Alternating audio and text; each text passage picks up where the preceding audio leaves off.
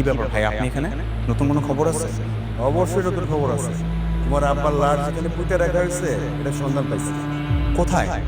সেটা পরে বলবো না, তোমার আমি রাতে নিয়ে যাবো, তুমি রেডি থেকে। ভাই আমি তাহলে পুলিশে খবর দিই। আরে না, পুলিশের খবর দিলে তো নাসিমুদ্দিন লোকজন জেনে যাবে।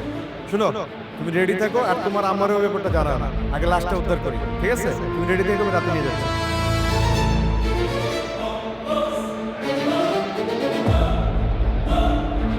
ভাই ছেলে, হ্যাঁ মিরাজ, স্ট্যান্ড আপ।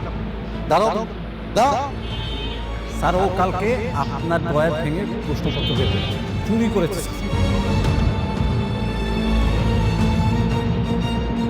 আচ্ছা, মিরাজকে আর শান্তকে কি স্কুল থেকে বের করে দিবে?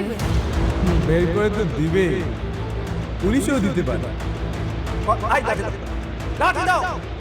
আচ্ছা মামা, বল তো ওদের কত বছর জেল হবে? মিনিমাম 2-3 বছর।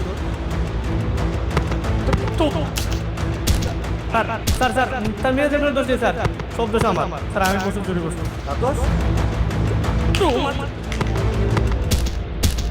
এই ভিডিওটা কে করেছে? আমি আর তার মানে আপনারা জানতেন যে এই ছেলেটা প্রশ্ন চুরি করবে, আর এই জন্যেই জানালার ফাঁক দিয়ে ক্যামেরা ধরে রেখেছে।